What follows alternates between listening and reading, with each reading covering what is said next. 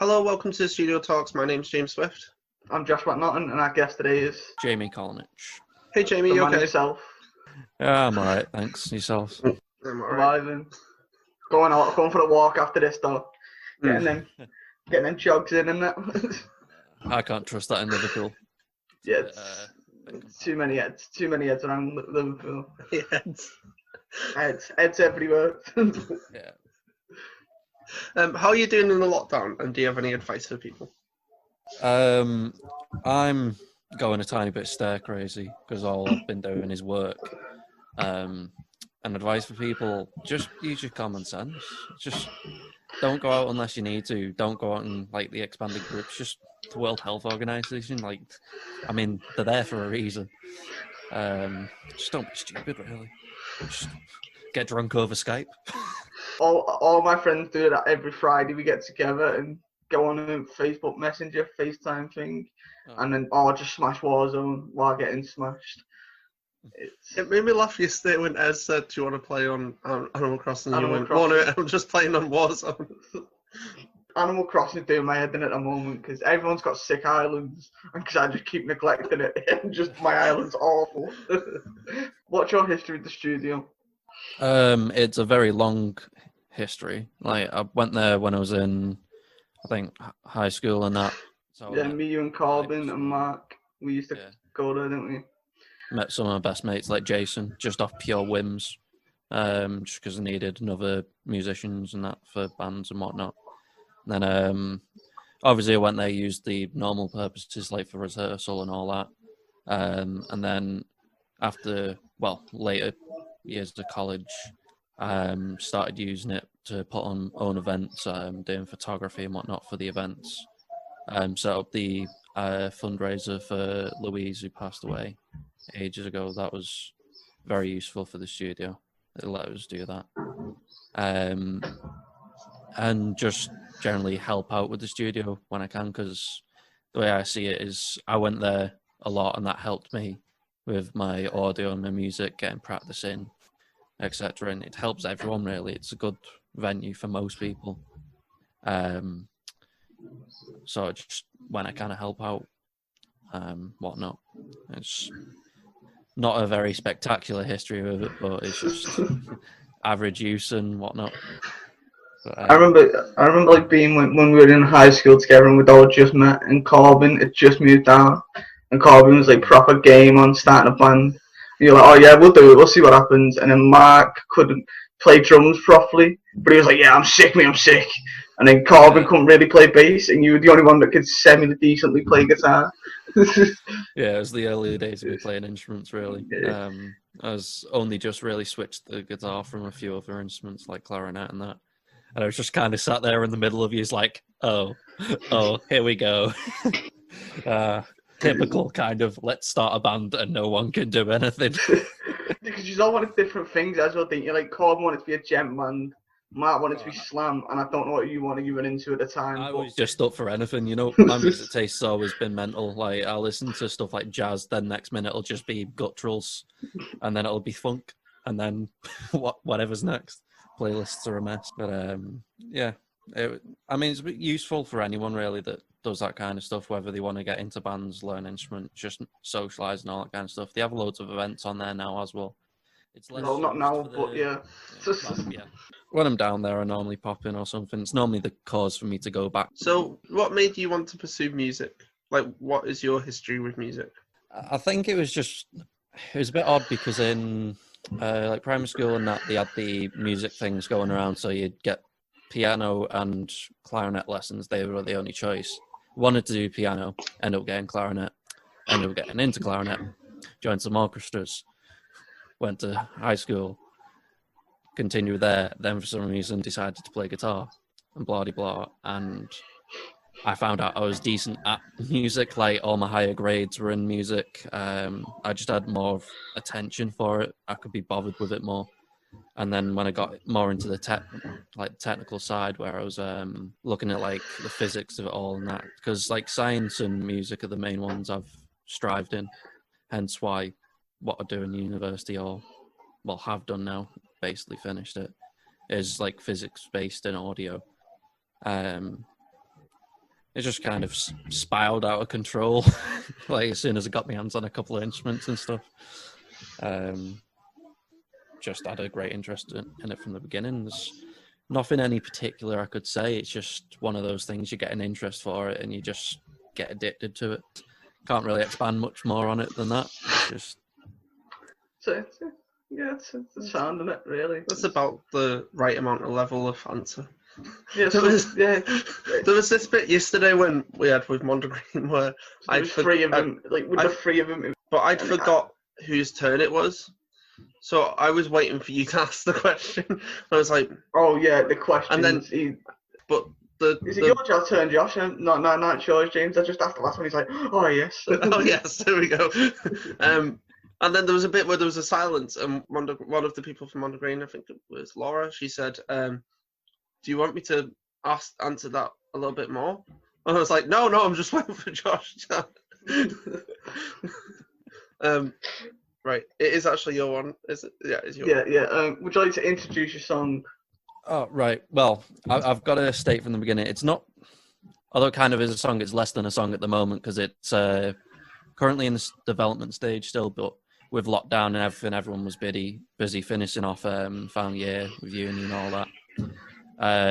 So it basically got to the point of having no vocals and being a bit past the rough draft. And then, so when you hear that, you'll be able to tell it's a solid composed piece, but you can tell it's still the rough draft. And from feedback I've had from people that have listened to it, like, they liked it. So I think once lockdowns calm down a bit, myself, Ryan and Tom will probably hop back on and finish it off. And we only really do it as hobby. Like, it's not our main interest. We're not a band or anything. We're just like making some stuff together. It's a nice pastime. It's just a good thing to do with your mates and that, isn't it, really? Well, mates that are musicians and that, just spend a bit of time recording, just coming up with stuff. It's a bit of fun. Definitely. So hopefully people enjoy that. Does it have a name, the song? I was currently I've kind of just named it Foundations because it is purely the foundations. And at the time, Ragnarok was bouncing around, and all that was stuck in my hand was, if the foundations are strong, we can still rebuild.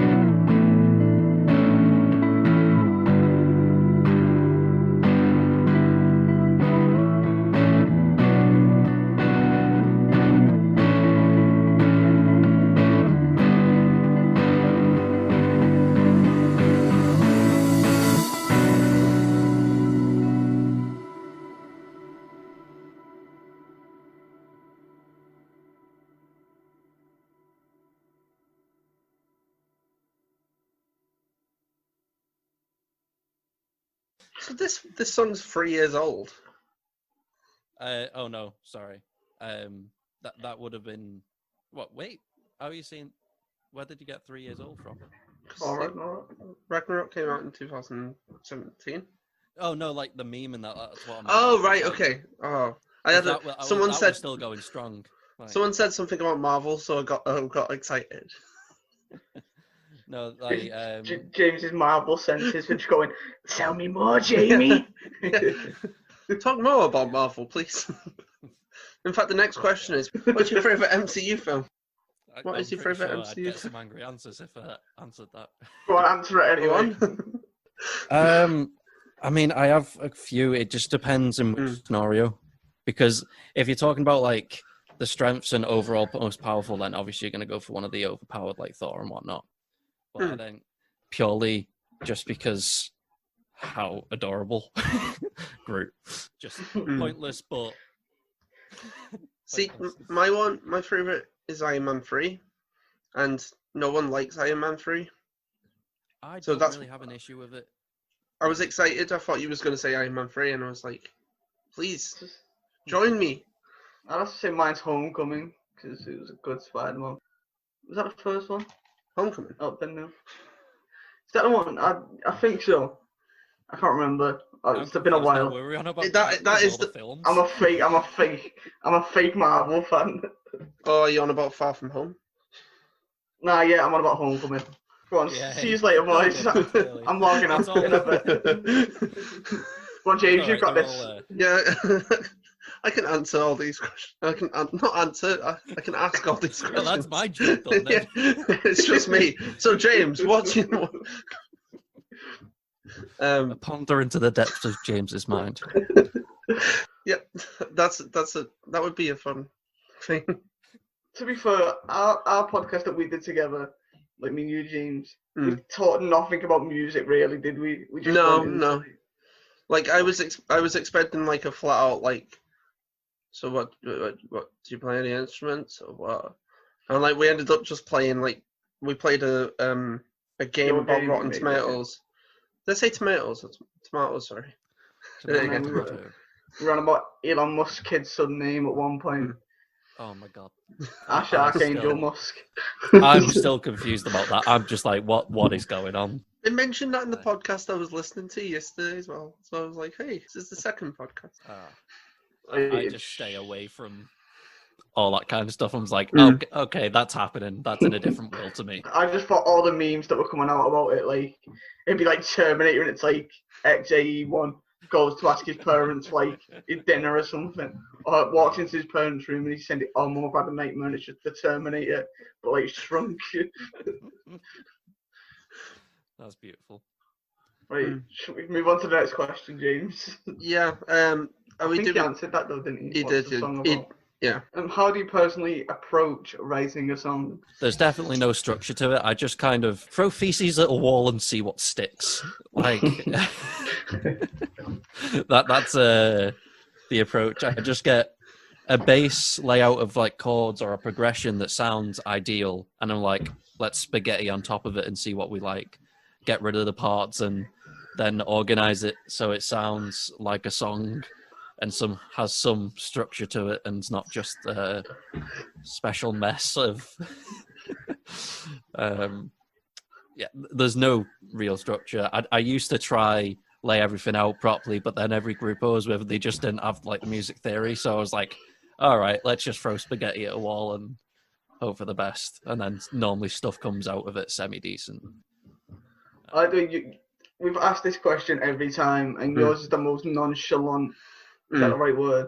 Way of approaching it. You're just like, do what if it sounds good. It sounds good. I mean, that's music though. Like, really, isn't it? Structural, like as in depth as you want, and that the theory of is there. There's a reason the theory's there. That's the music, blah blah. But like, if you're just not enjoying it, what's the point? Like, the whole point of music, really, in my point of view, is just like it's meant to change feelings and be enjoyable or have sadness. Like, it's just meant to portray like emotions and stuff, isn't it? Like, you can go as in depth as you want with it, but if you're not into it, just make something else. Like, Mm. although I do enjoy when I'm like messing around with my own stuff, getting in depth with the theory and making all like really in-depth stuff, odd chords and stuff that you wouldn't really just use when you're just messing about. Well, when you're working with people, it's normally just like clash minds and see what happens. So Probably why I'm not a successful musician. well, I mean, the other thing is we asked people, we asked, Advice in it. yeah, like question. advice on what younger people should do to pursue a career in music, and everyone so far has said, don't expect to get a career in music, like just do it because you. No. Yeah, the premise is like don't expect to like become a millionaire overnight. Like you've got to work hard, and you might never make it, but it's still for the love of the music. To put it in a light that's less doom and gloom, follow what you're interested in and find any way possible to make an income from what you enjoy, and then go from there. If you can then upgrade it to a certain position where you can still do what you're enjoying and make profit from it, because unfortunately without money you can't do anything these days and age. Like everything revolves around money. If you can find a way to do it and enjoy it, don't give up with it. Just go at it no matter what people say, and if you're interested enough you'll find a way to make money from it. You may go through some tough times, may as well try to get a side job and whatnot to keep yourself going, but don't give up on it. Enjoy it. Like, if you're not going to enjoy your life, what's the point?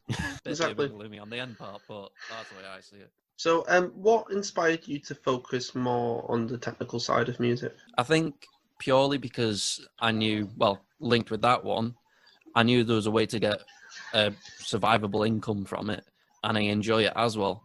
I've always been interested in physics and stuff, and although like the audio that I do doesn't cover expanded horizons on physics, it's mainly just audio, light, the wavelengths and whatnot. And then you cover like broadcasts and like signals in that, electronics, all that kind of rubbish. Well, very useful rubbish. I just got really interested in it, and doing live sound and studio sound has always been fun, and a bit of a tech geek. So when it gets a certain gear, I do fangirl over certain microphones and stuff like that. Yeah, it's just purely, it was a hobby, and I was like, well, I can make money from it somehow, so I'll dive into it further. Because being a musician, it's all well and good, but although I love playing music, I know there's no way I'd really make a living from it, because I just don't really have the ambition to push music. But on the technical side, I definitely have a bit more.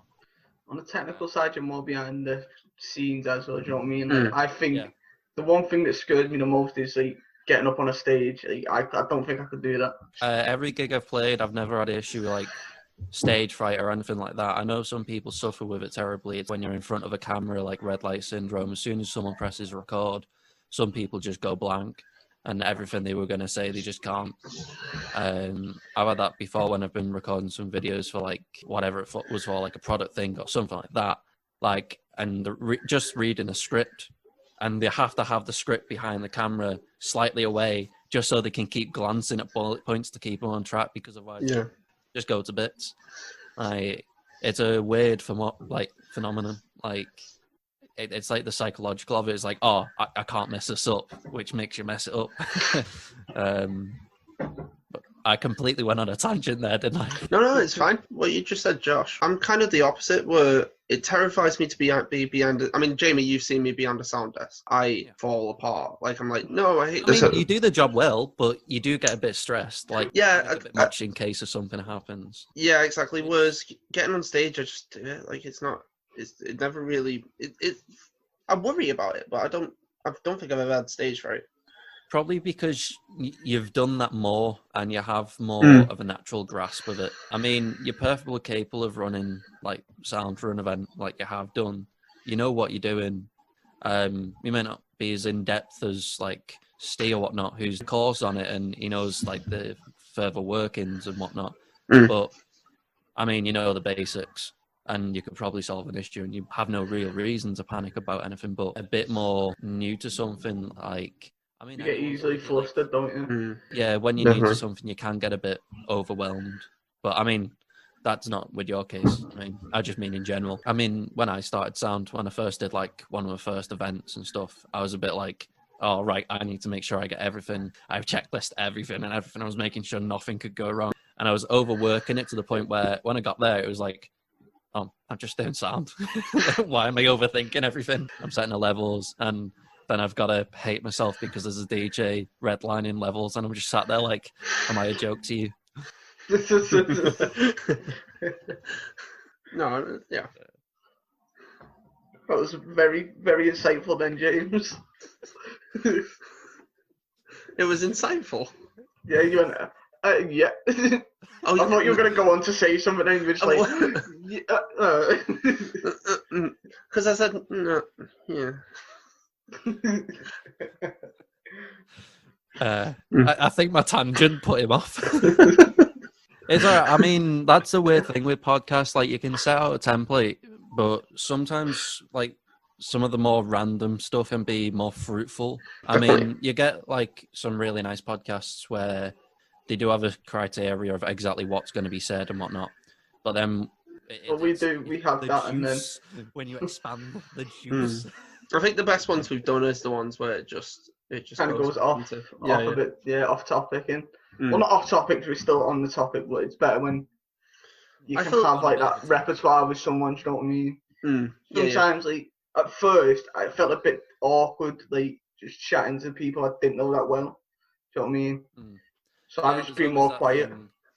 It's like when you're sat in a room with like people you don't know. When you start a conversation, there's always that kind of awkward. Yeah, just a little. You don't know what to say and whatnot. I'm glad this is only an audio podcast because I don't want anyone seeing that. That's the worst meme about. I know. I'm shy. Who stands in the corner and does this? I don't know. I'm it's shy. a full meme, and I hate myself for doing it. What does it mean? I'm shy. It's like a shy thing. Yeah. I'll probably verbify it for anyone who's listening, just so they understand. Two gun fingers pointing at each other. It's not. It's the. It's awful. I feel like we cut this bit out and we do this as the promo for What Does That Mean? What's that mean? Yes, let's do it. I want to start a podcast, Jamie. You got our first guest, Jamie. Yeah. And it's about memes, and it's where Josh explains memes to me, and it's called What Does That Mean? Oh my god, that would be glorious because you're clueless. I literally have no idea. I am a meme one. I could go on my phone. And even better. Start drawing the meme and make him guess. Or get the Pepe ones and show them and get him to guess what it means. Ye old rare Pepe's. Mwah. Right, anyway. Jamie, right, okay. Where can people find you online? Mainly my Instagram, Jamie Collo. Is that your photography one as well, or is that your main? I mean, that's just my everything. I was going to have a separate photography and everything, and I just thought, there's no point. I'm not that fussed. I'm not trying to get famous or anything. I'm just having my mates on there, and I'll post my photos, and anyone wants me to do photography and stuff, they can just see a kind of portfolio on there. Blah de blah. Anyway, Jamie, thank you for joining us. It's been a good chat. Thank you for having me. I hope to see you soon, and we do need a better outro, James. We really do need another. We need a better outro.